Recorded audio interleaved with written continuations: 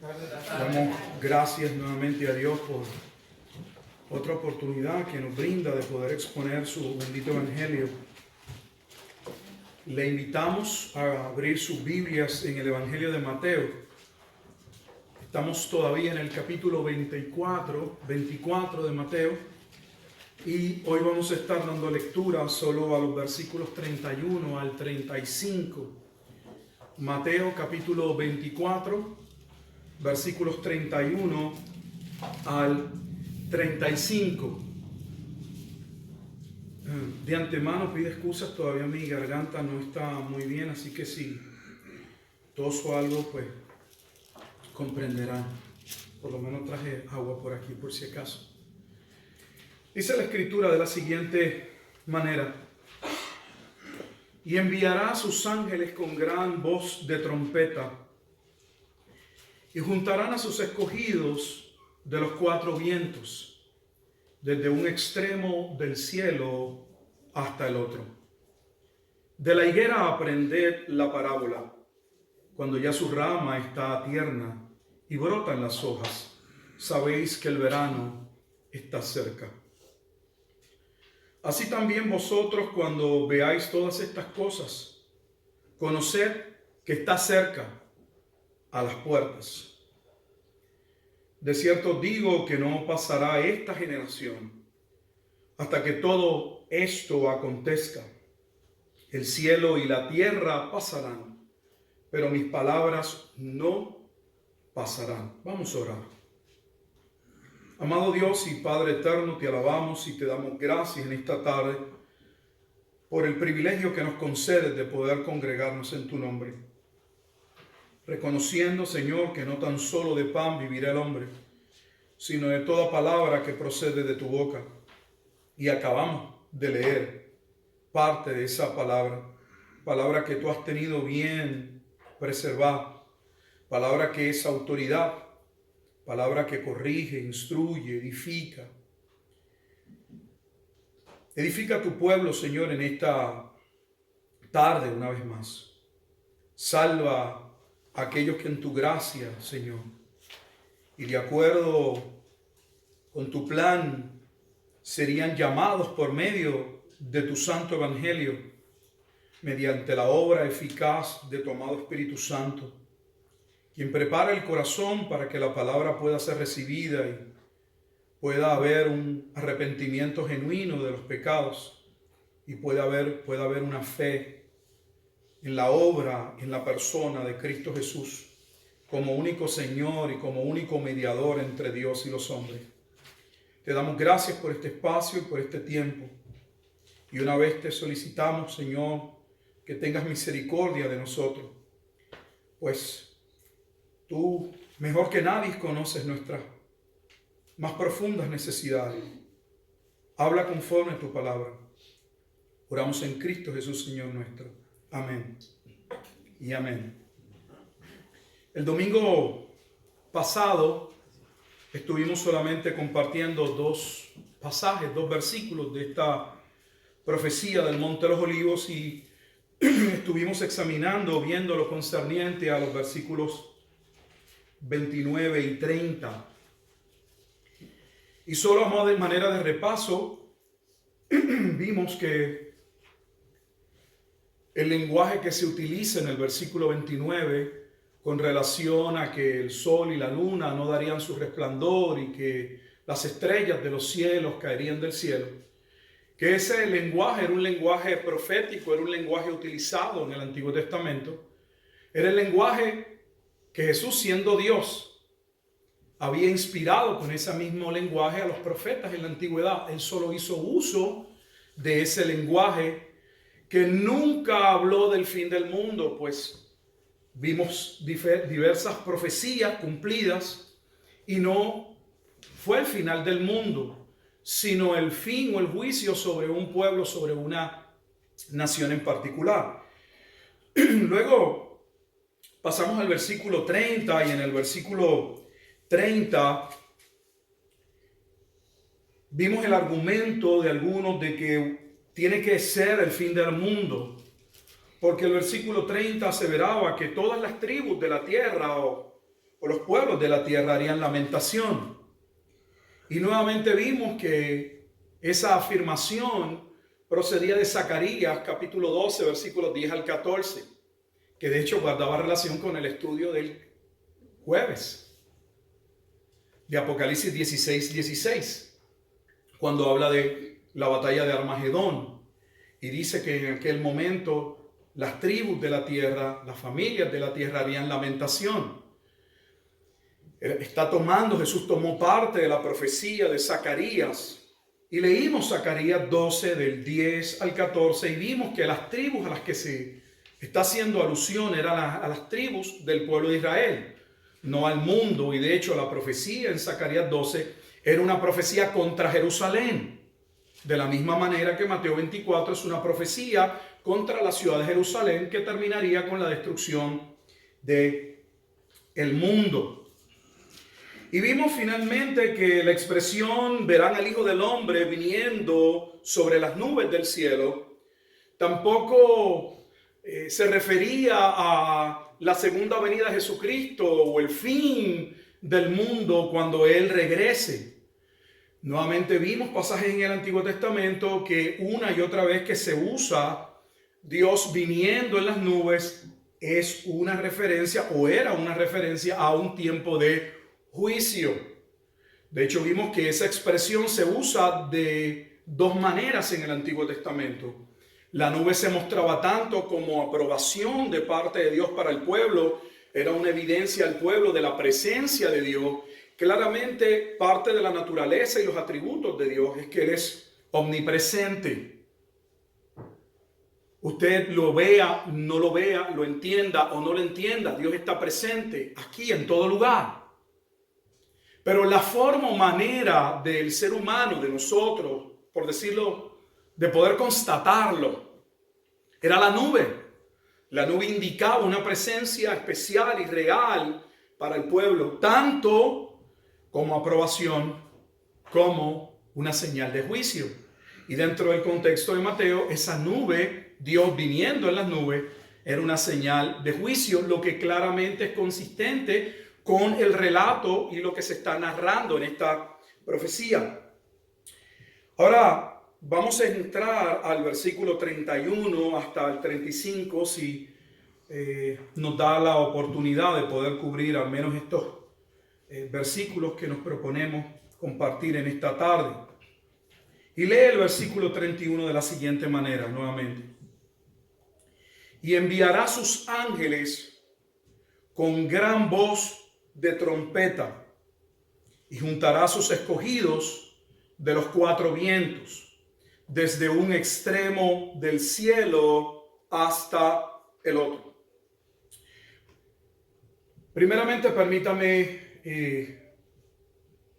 dejarle saber algunas de las interpretaciones más comunes con relación a el pasaje que acabamos de leer, Mateo 24, 31. Dentro del movimiento reformado hay muchos que interpretan, ven Mateo 24, 31 como que esa expresión, ese enunciado de enviará a sus ángeles con gran voz de trompeta y juntarán a sus escogidos, como que posterior, observen la palabra que estoy usando, como que posterior a la destrucción de Jerusalén, Dios se iba a encargar de continuar llamando y salvando a hombres desde todas las partes de la tierra. Esa es una interpretación. Pero de antemano esa interpretación contempla un problema. Si bien es cierto, antes de presentar el problema,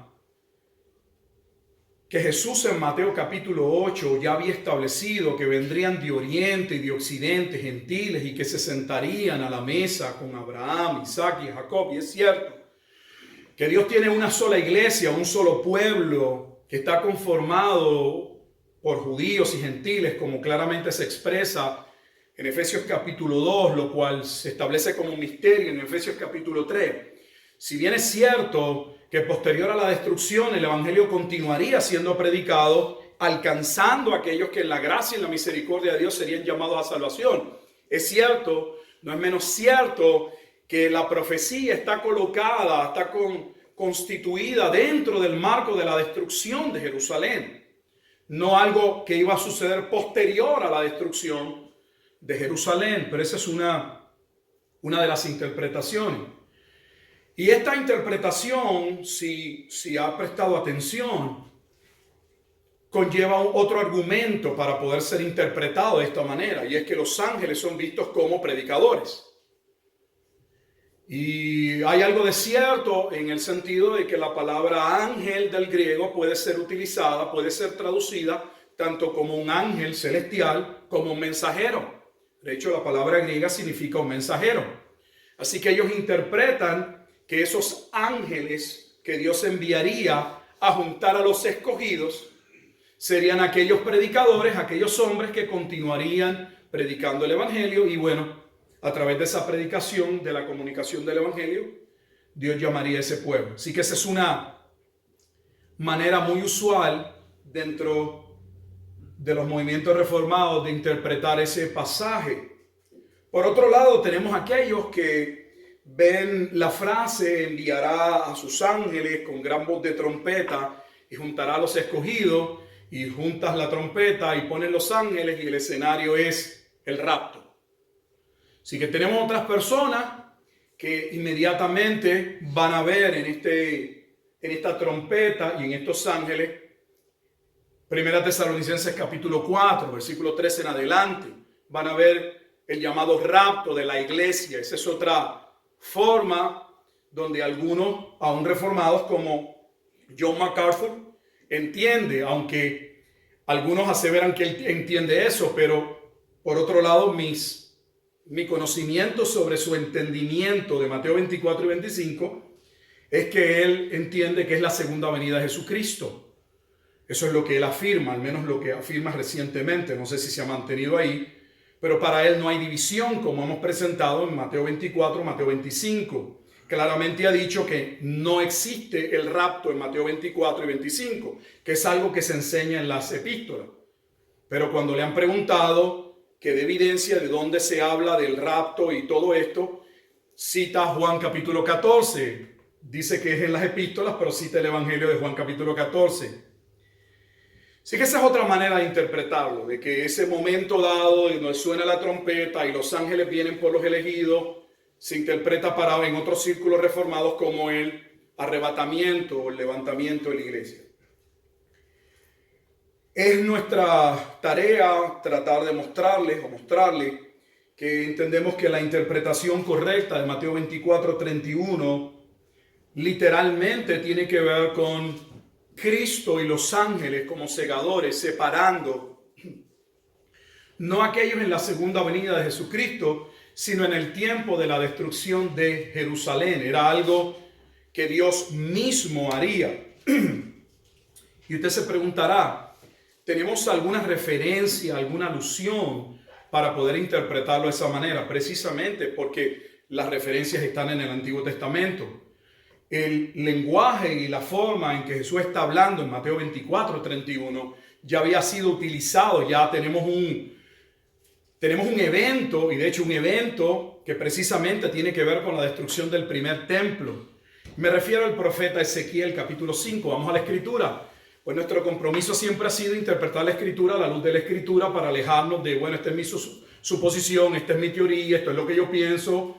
Vamos a la escritura, y lo que quiero que vean en Ezequiel capítulo 5 es que ya hubo un momento donde al profeta Ezequiel se le mostró una escena idéntica a lo que Jesús está narrando, donde antes de que viniese la destrucción del primer templo, Dios enviaría a sus ángeles a sellar o a preservar a aquellos que debían ser salvos de la destrucción. No era sacarlos del mundo, era lo que vemos en Apocalipsis capítulo 7 y versículo 14. Los 144,000 sellados, ese grupo que sería preservado de Israel. Así que en Ezequiel Dije capítulo 5, me equivoqué. Ezequiel 9, debo decir, 1 al 5. Leemos. Ezequiel capítulo 9. Y mira lo que dice la escritura del profeta Ezequiel. Clamó en mis oídos con gran voz diciendo: los verdugos de la ciudad han llegado, y cada uno trae en su mano su instrumento para destruir. Y aquí que 6 varones venían del camino de la puerta de arriba que miraba hacia el norte, y cada uno traía en su mano su instrumento para destruir. Y entre ellos había un varón vestido de lino, el cual traía a su cintura un tintero de escribano, y entrados se pararon junto al altar de bronce. Está haciendo referencia al templo de Salomón, porque es el que va a ser destruido. Versículo 3. Y la gloria del Dios de Israel se elevó de encima del querubín sobre el cual había estado al umbral de la casa. Y llamó Jehová al varón vestido de lino, que tenía a su cintura el tintero de escribano. Y le dijo Jehová: pasa por en medio de la ciudad, por en medio de Jerusalén. Ponles una señal en la frente a los hombres que gimen y que claman a causa de todas las abominaciones que se hacen en medio de ella. Y a los otros dijo, oyéndolo yo: pasad por la ciudad en pos de él y matad, no perdone vuestro ojo, ni tengáis misericordia.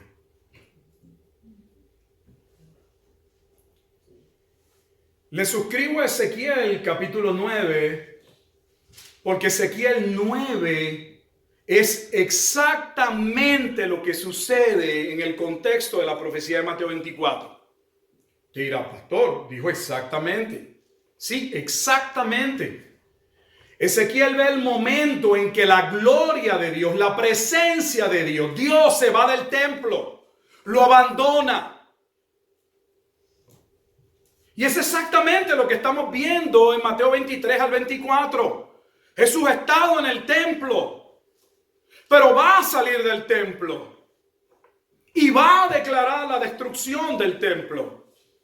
De la misma manera que en el tiempo de Ezequiel, el instrumento de Dios para juicio de Judá contra el mismo pueblo sería Babilonia. El instrumento de Dios en Mateo 24 sería Roma. Según la gloria de Dios se iría del templo y el primer templo sería destruido. Entiéndase, el de Salomón. El segundo templo, o el templo que hermoseó Herodes, sería destruido en el año 70.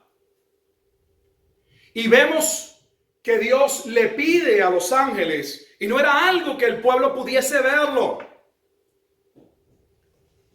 Era solamente Dios diciendo que cuando llegase el momento, Él iba a cuidar de los suyos. Él los iba a librar.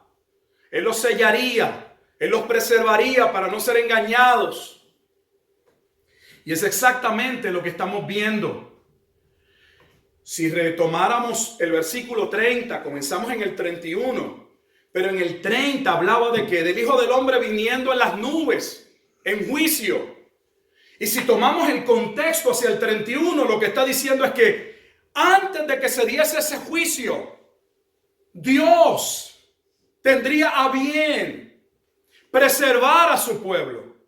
Y es exactamente lo que vemos en el libro de Apocalipsis. Comienzan a abrirse los sellos en Apocalipsis capítulo 6. Y una de las cosas que vemos es que Dios sella, preserva a los suyos.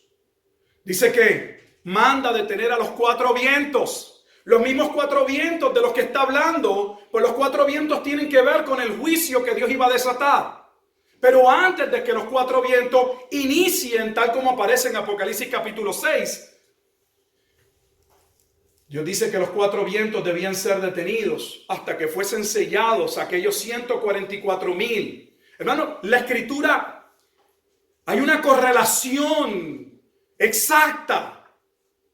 No estamos tratando de pegar versículos con el otro y tratar de que parezcan. No, es que guardan correlación, coherencia, correspondencia.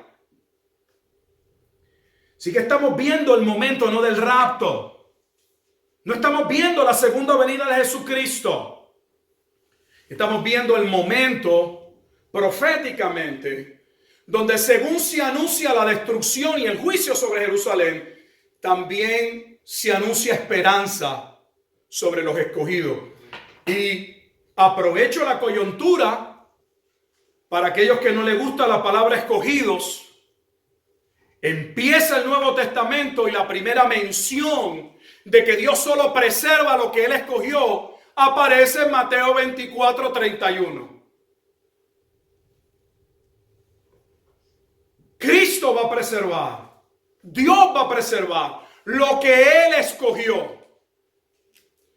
Entonces no se trata de nosotros, se trata del soberano plan de Dios en Cristo. Él preservaría a su pueblo. Y eso es lo que estamos viendo en Mateo capítulo 24, versículo 31. Esta frase que se usa de que vendría a juntar a sus escogidos. La palabra griega utilizada allí solo aparece en dos ocasiones en Mateo. Esa palabra juntar en Mateo 24:31 solo aparece una vez más en Mateo. ¿Y sabe dónde aparece? En Mateo capítulo 23. Vaya conmigo a Mateo capítulo 23.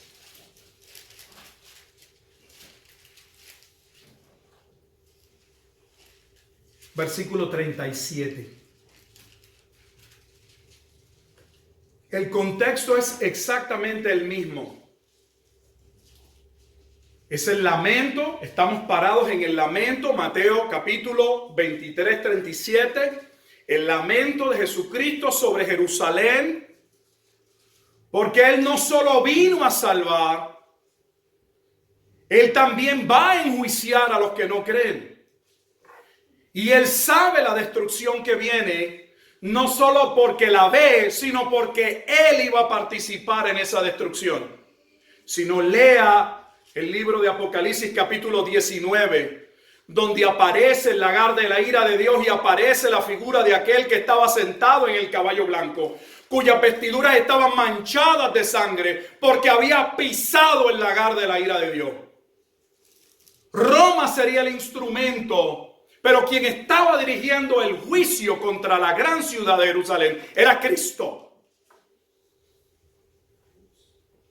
En Mateo capítulo 23, versículo 37, la escritura dice lo siguiente: Jerusalén, Jerusalén, que matas a los profetas. Aquellos que han seguido los estudios que vamos dando de Apocalipsis, la razón que una y otra vez se da en Apocalipsis de por qué viene juicio sobre la gran ciudad, es precisamente porque en ella se halla la sangre de los santos. Porque con ella han fornicado los reyes de la tierra, debiendo ser luz a las naciones. Habían pervertido, habían cambiado, distorsionado el pacto. Habían prevaricado, es la palabra que usa el Antiguo Testamento. Prevaricar significa construir, hacer nuevas leyes, a sabiendas de que esas leyes no provienen de Dios.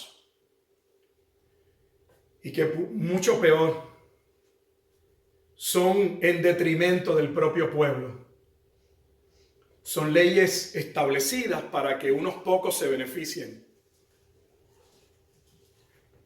Jerusalén, Jerusalén, que matas a los profetas y apedreas a los que te son enviados. ¿Cuántas veces quise juntar? ¿Cuántas veces quise juntar?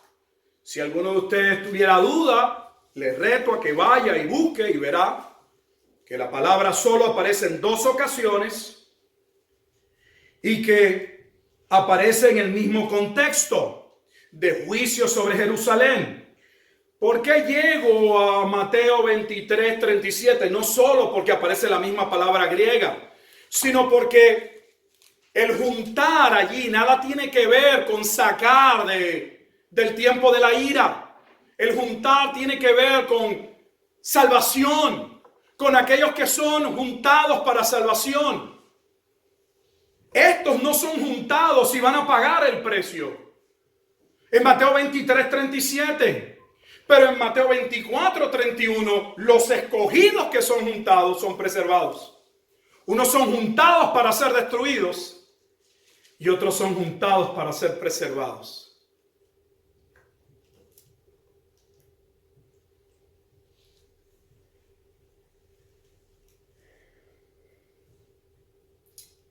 Jesús había hablado de esto ya.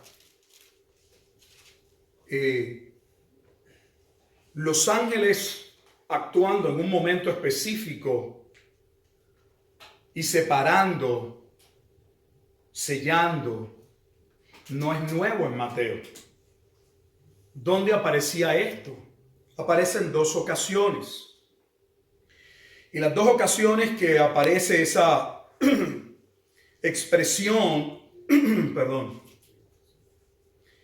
La primera está en Mateo capítulo 13. Mateo capítulo 13.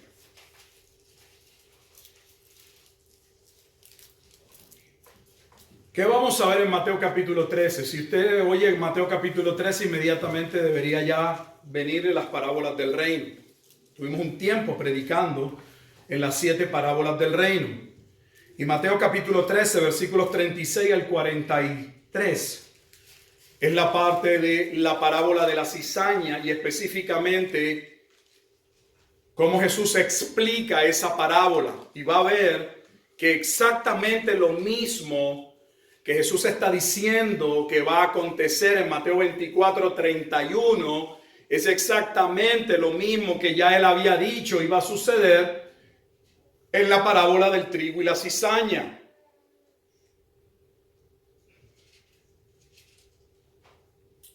Iniciamos en el versículo 36. Mateo 13, 36.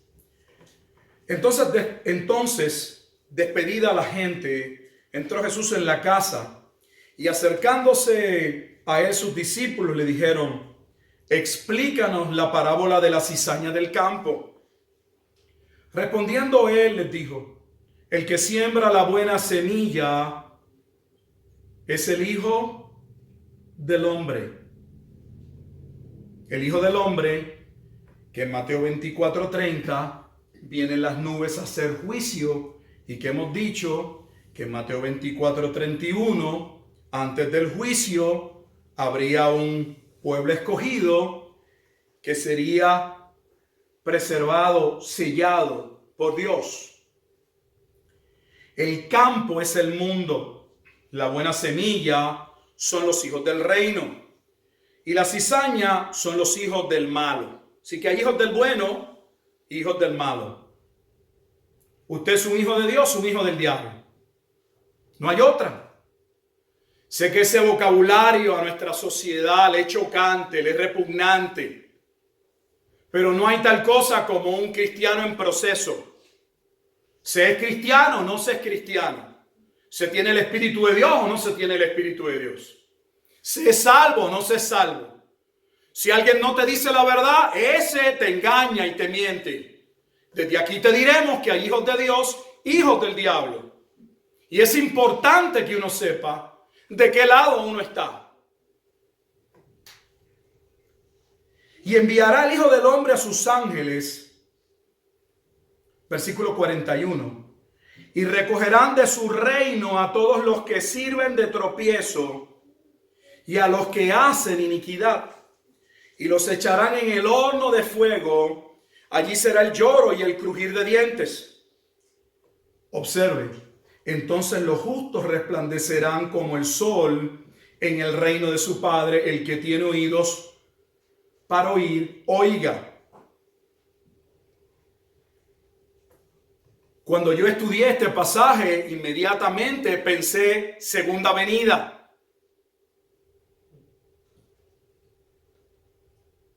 Pero en mi tiempo de estudio en Apocalipsis, me doy cuenta que no está hablando de la segunda venida. Que el Hijo del Hombre era el sembrador, que es el mismo sembrador que quiso juntar. Pero que una vez Él se fuera, el sembrador, lo próximo que vendría sería el juicio. Y exactamente aconteció. Él separaría un pueblo y juntaría un pueblo dentro de Jerusalén, que el propio Flavio Josefo dijo que el pueblo quedó como encerrado en una cárcel, sin saber ellos que allí perecerían. No fueron allí pensando que iban a perecer. Fueron juntados en Jerusalén, creyendo que estaban en el lugar más seguro. Pero ese lugar más seguro era el lugar que Jesús había dicho: no quedará piedra sobre piedra. Antes bien, todo esto que ven vendrá abajo. Así que no había nada ni nadie que pudiese detener lo que Dios claramente había señalado. Pero tal vez usted diga, bueno, a mí no me parece tal vez ahí tan claro que sea el momento de la destrucción de Jerusalén. Pastor, ¿no hay espacio para que realmente eso sea en la segunda venida? Le dije que hay dos pasajes. Cuando estudiamos la Escritura, aprovecho la hermenéutica que es necesaria. Cuando uno se acerca a un tópico, un tema, uno debe buscar toda la información accesible que está. Y no puede uno escoger el pasaje que más a uno le parece, le conviene. Ciertamente hay pasajes que son más claros que otros. Hay unos que dan luz sobre un área y otros sobre otra. Tal vez este que acabamos de leer en la parábola del trigo y la cizaña no nos quede tan claro que deba colocarse este evento en la destrucción de Jerusalén, que es lo que le estoy diciendo que realmente creo que pasó. Pero cuando vemos el segundo pasaje, lo que sí podemos ver, sin lugar a duda, es que el mismo lenguaje o el mismo evento de que Él vendría con sus ángeles a separar, a juntar, es el lenguaje de la parábola de la cizaña. Pero cuando vemos el segundo versículo, donde Jesús había hablado de sus ángeles con relación al Hijo del Hombre, recuerde que la parábola claramente explica que eso iba a pasar en los días del Hijo del Hombre. Ya con decirnos los días del Hijo del Hombre, sabemos que era la destrucción, porque ese es el juicio de la destrucción del templo. Pero si nos quedara dura, porque todavía no entendemos que la referencia al Hijo del Hombre era una referencia al juicio de Jerusalén, vamos a Mateo 16. Y aquí está claro que no podemos colocar este evento para la segunda venida de Jesucristo. Y vamos a ver por qué. Mateo capítulo 16, versículos 27 al 28. Es un pasaje que ya hemos visto en muchas ocasiones y que sigue arrojando luz. Permítame poner el contexto de este pasaje. Jesús ya se dirige a Jerusalén.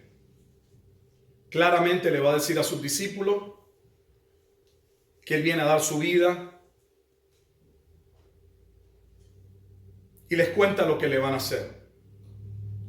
Tiene aquel tiempo en Cesarea de Filipo donde les pregunta sin mucha audiencia, en esa intimidad, que ellos pensaban, que ellos creían sobre su persona. Y allí que se dan las palabras de Pedro: tú eres el Cristo, el Hijo del Dios viviente.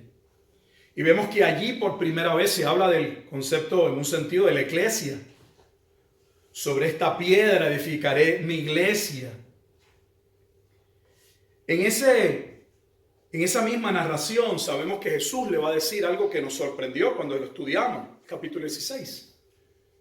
Uno esperaría que si los discípulos habían logrado entender por la misericordia de Dios, porque el Padre se lo había revelado, como claramente Jesús se lo dice a Pedro, que debían inmediatamente salir convencidos de esa verdad, pregonarle en el mundo, al menos en la extensión del pueblo de Judea, lo que había sido la encomienda desde Mateo capítulo 10.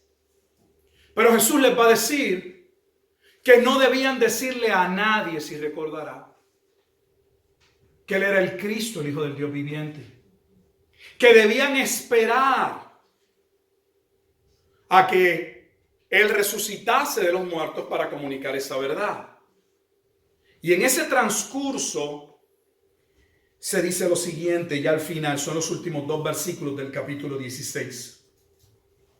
Porque el Hijo del Hombre, vuelva a observar que la narración está hablando del Hijo del Hombre, de lo que va a pasar con el Hijo del Hombre y el juicio que vendría.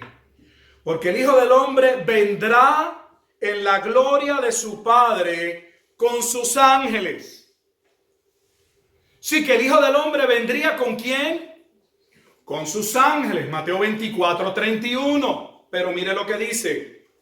Y entonces pagará cada uno conforme a sus obras. Viene a pasar juicio sobre Jerusalén. Mire lo que dice el versículo que continúa, el 28. De cierto os digo, hay traducciones que dice en verdad os digo. Sabemos que Cristo no miente, Jesús no miente. Pero cuando utiliza esta afirmación, está llamando la atención de sus discípulos. Les está diciendo que lo que acaba de decir, deben prestar atención. En verdad os digo que hay algunos de los que están aquí, quienes estaban en el contexto con Jesús, sus discípulos. Hay algunos de los que están aquí que no gustarán la muerte, que no estarán dispuestos a morir, a dar su vida, hasta que hayan visto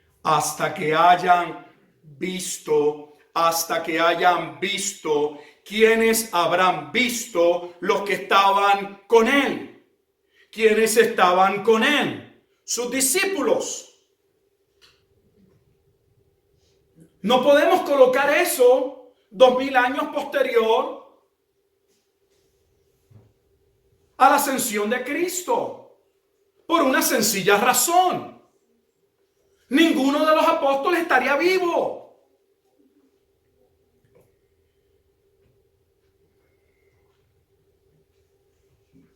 Podemos hacer todos los malabares teológicos que querramos, que es lo que yo he visto, para acercar la interpretación a nuestra teoría o suposición escatológica.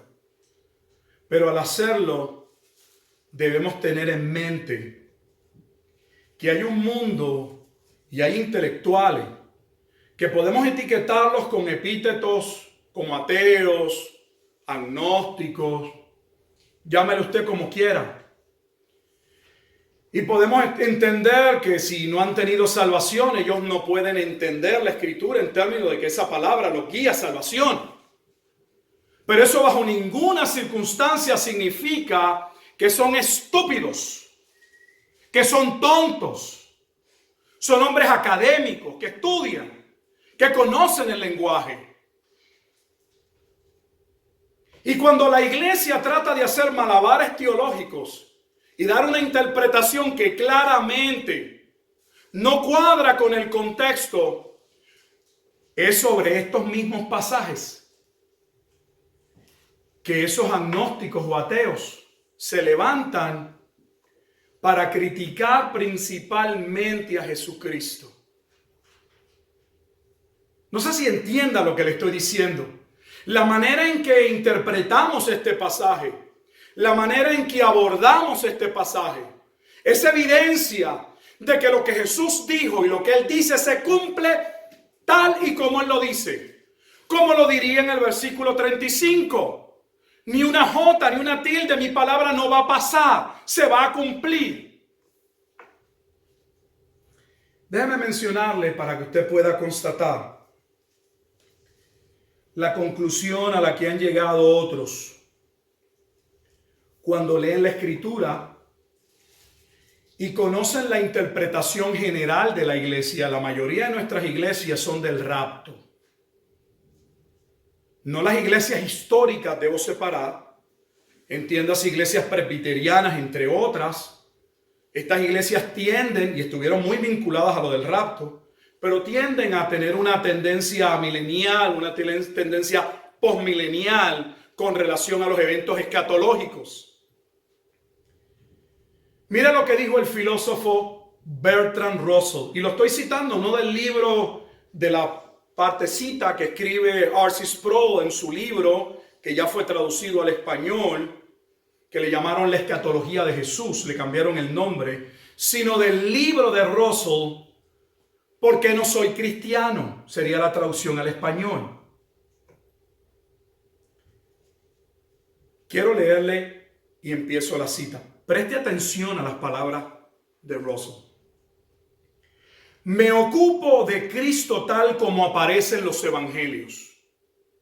O sea, voy a hablar de Cristo no como me parece, no como pienso, como Él habló en los evangelios. Lo voy a criticar por lo que Él dijo.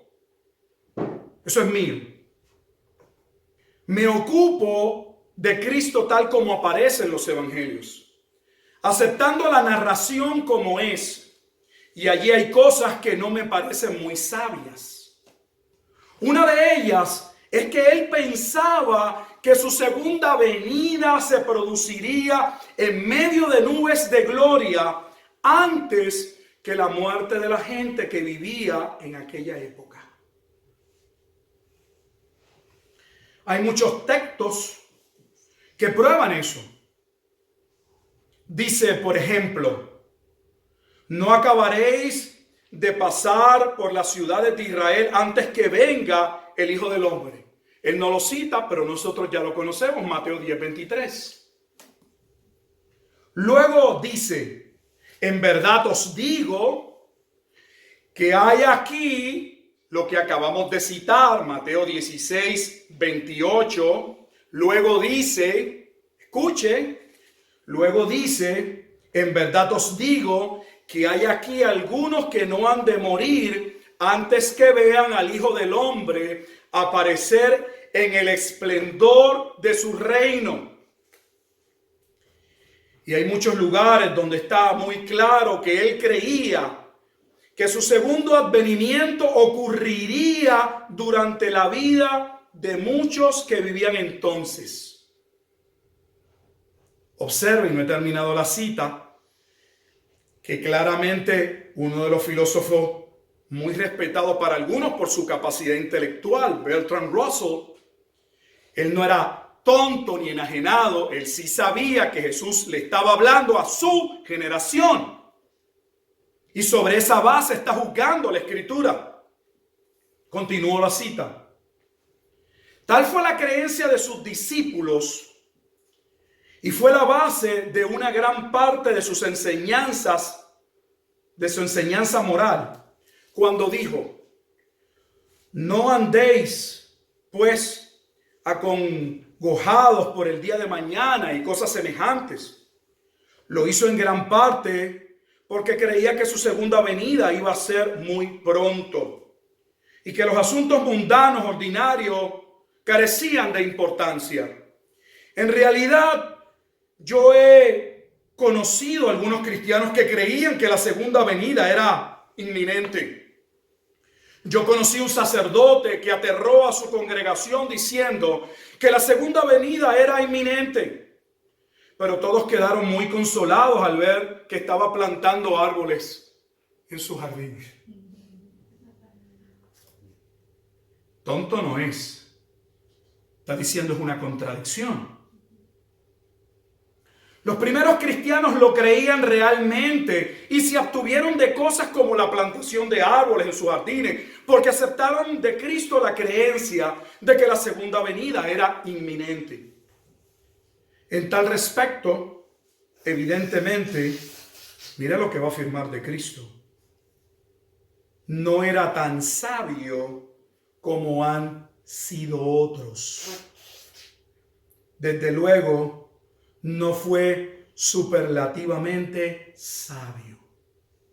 Cierro la cita. O sea que Bertrand Russell, sobre Mateo 10:23, sobre Mateo 16:28, llega a la conclusión de que Jesús tiene un defecto porque dijo cosas que no se cumplieron.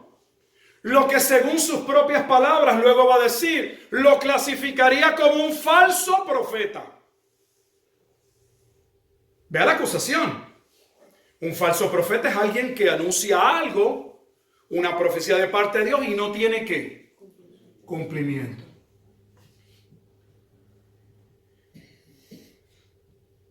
El autor de películas como Narnia, C.S. Lewis, hace una apología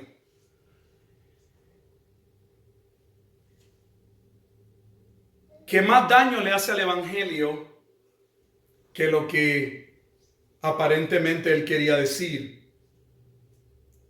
Quiero que lean. Voy a citarles de un libro que en inglés se traduciría La última noche del mundo. Sería el título en español. La última noche del mundo de C.S. Lewis. Estamos hablando ahora no de un ateo. Estamos hablando de un cristiano y de un apologeta, defensor del Evangelio. Inicio la cita. Las creencias apocalípticas de los primeros cristianos han demostrado ser falsas. Ya usted debería estar sorprendido si sabe quién es el Lewis y Narnia y todas las películas que tienen que ver con el cristianismo. Las creencias apocalípticas de los primeros cristianos han demostrado ser falsas. Está claro en el Nuevo Testamento que todos esperaban la segunda venida en su propia vida. Y lo que es peor, tenían una razón y una que encontrarás muy embarazosa. Su amo se lo había dicho. Compartió y de hecho creó su ilusión. Dijo con tantas palabras, esta generación no pasará hasta que todas estas cosas se hagan. Mateo 24:34. Y se equivocó. Y se equivocó. Claramente no sabía más sobre el fin del mundo que cualquier otra persona. Es ciertamente, escuche, C.S. Lewis, que tanto lo citan los cristianos, es ciertamente el versículo más embarazoso de la Biblia.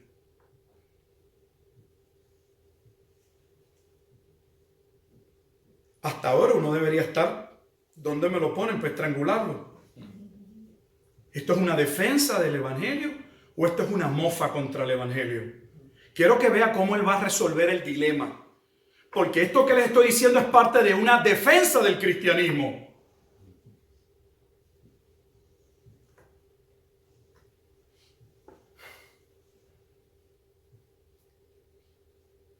Dice, pero qué burla también que dentro de 14 palabras de ella venga la declaración, pero de aquel día, de aquella hora, no conoce nadie, ni los ángeles que están en el cielo, ni el Hijo, sino el Padre. Va a citar parte de Mateo 24 para decir que peor aún,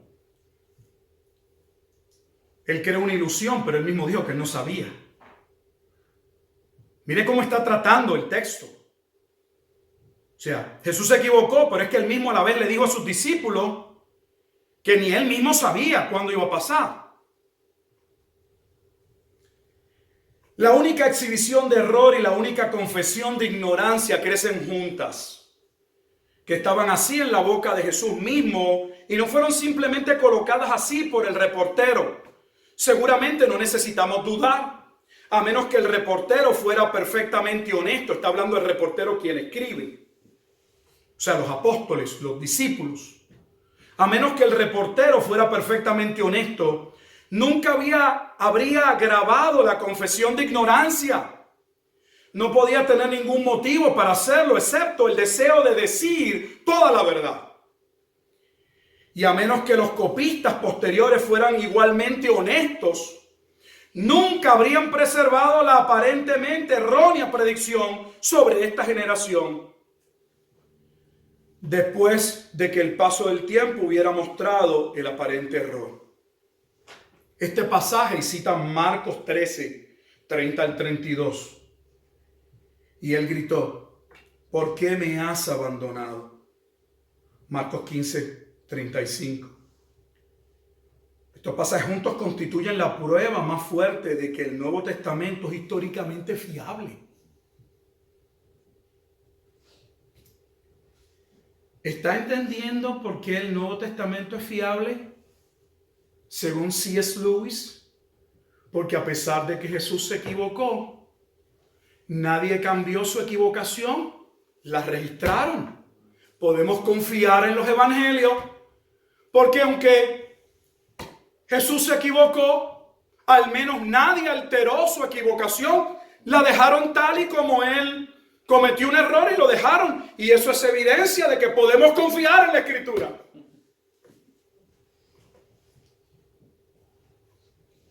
No sé si usted pueda entender la seriedad de lo que estamos estudiando. No se trata de dilemas escatológicos.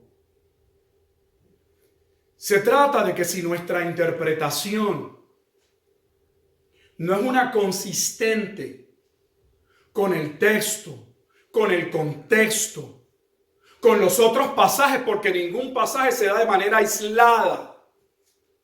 Los pasajes no son islas, son parte de un todo y tienen que guardar correlación, correspondencia, congruencia y no entrar en contradicción si es que están bien explicados.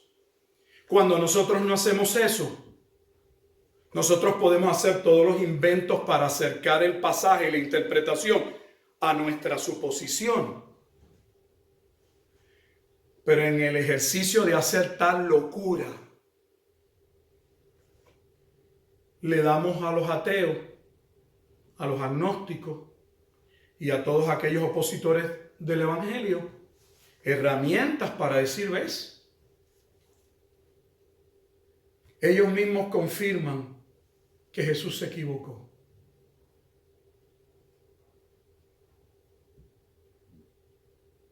Si observa C.S. Lewis, aparente cristiano, y Bertrand Russell, un ateo declarado, ambos llegan a la conclusión de que los evangelios sí presentan que Jesús dijo, que le dijo a sus discípulos que ellos verían el día de la venida del Hijo del Hombre.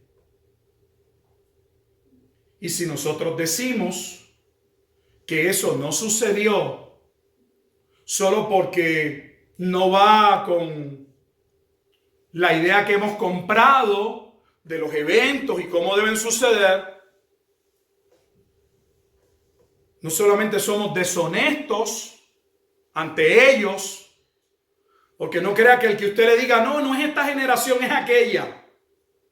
Ese cuento Russell no se lo hubiese creído a nadie. Ni el cuento de que no es la generación, es que es la raza. Es que la interpretación de Genea no es generación, pastor, es que es raza. necesitamos hacer ejercicios serios de la Escritura. Porque por otro lado, habiendo dicho eso, para terminar por hoy, no creo que pueda pasar a ningún otro pasaje. El ejercicio correcto y la interpretación correcta nos llevan entonces a lo contrario, a confiar de que lo que la Biblia dice, como lo dice, aunque a nosotros de momentos no sepamos cómo cuadra el esquema, cómo desarrollarlo, cómo dibujarlo, cómo explicarlo. No tenemos que desarrollarlo ni explicarlo. Si Dios lo dice y dice algo de manera clara, como Él lo dice, así es. A no ser que podamos presentar evidencias honestas y reales para decir, bueno, ese pasaje aparentemente dice esto, pero aquí hay uno que arroja luz y dice otra cosa. Si este pasaje dice esto y este dice esto otro, tenemos un problema, tenemos una contradicción en la Escritura. Pero no tenemos contradicción en el libro de Mateo. Tenemos a Jesús para concluir. En Mateo capítulo 10, versículo 23, diciéndole a sus discípulos, luego de haberlos enviado a predicar estrictamente en Judea, no acabaréis de recorrer todas las ciudades cuando veréis al Hijo del Hombre viniendo. Entonces ellos estarían haciendo, obedeciendo, predicando, y en ese ejercicio Él vendría. Mateo 16, versículos 27 y 28, lo acabamos de leer. Jesús le va a decir a sus discípulos, hay algunos de ustedes en este momento dado que no están dispuestos a dar su vida. Tal vez entienden que yo soy el Hijo del Hombre, tal vez entienden que yo soy el Cristo, el Hijo del Dios viviente, pero ¿estarán dispuestos ustedes a dar su vida por mí, por causa del Evangelio?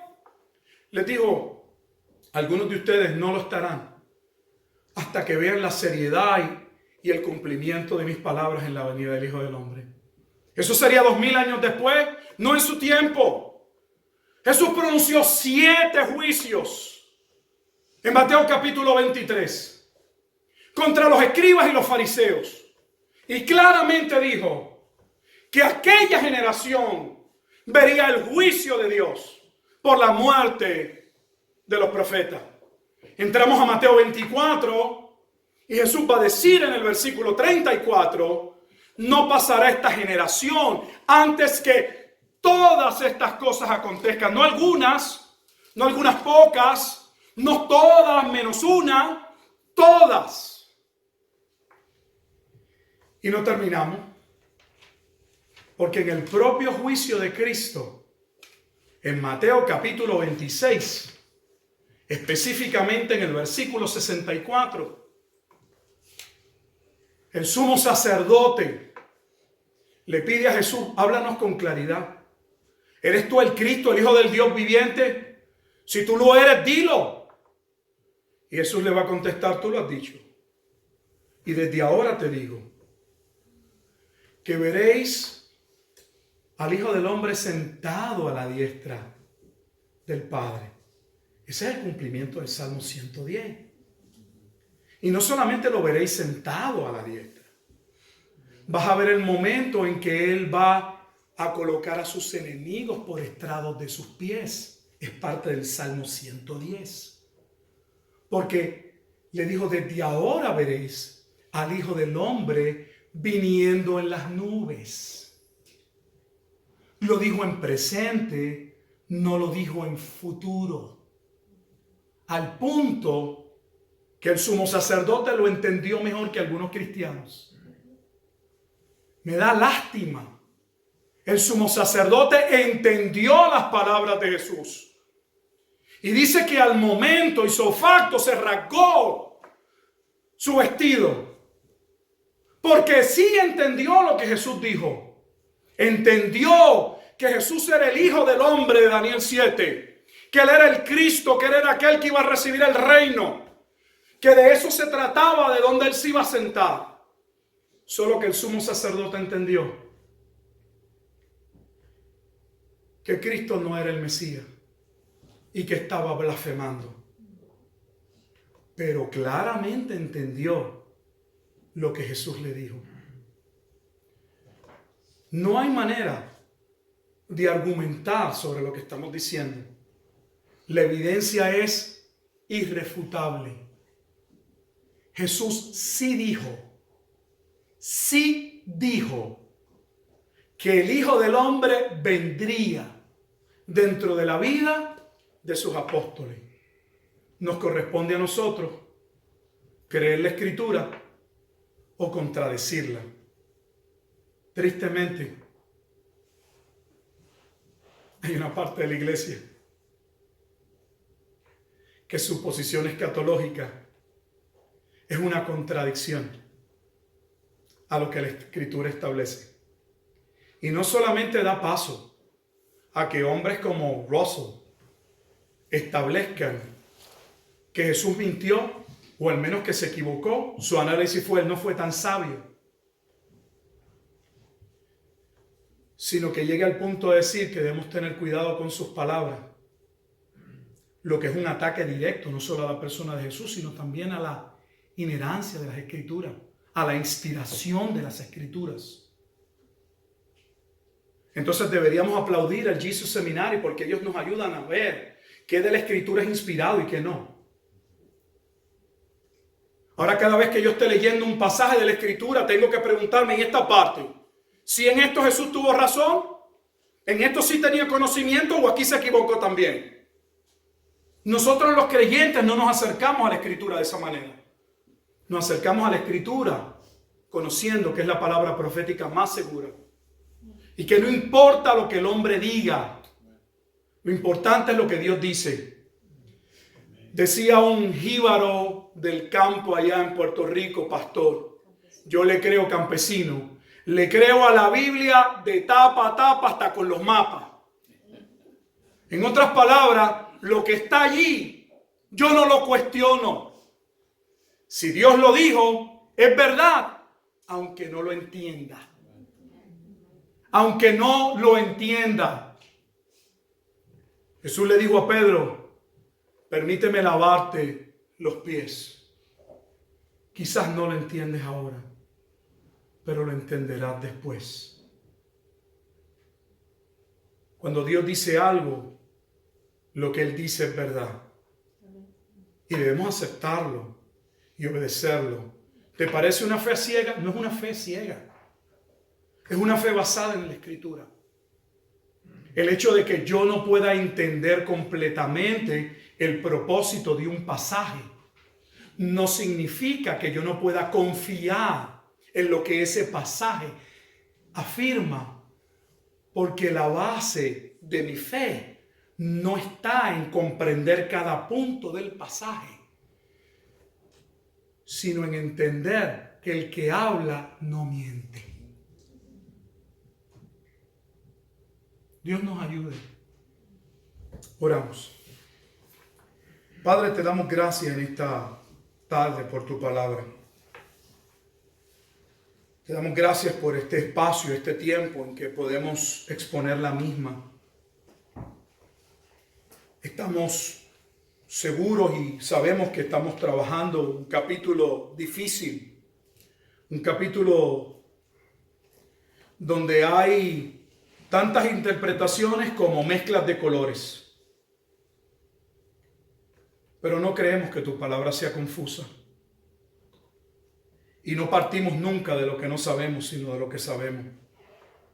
Y estamos conscientes que tu palabra dice en 2 de Pedro 1:20, que tu palabra no es de interpretación privada, que no es subjetiva entonces, que yo no puedo darle el significado que a mí me parece, que yo creo, que yo no puedo aceptar otro entendimiento sino el entendimiento que se desprende de una exégesis correcta, de una interpretación correcta del pasaje.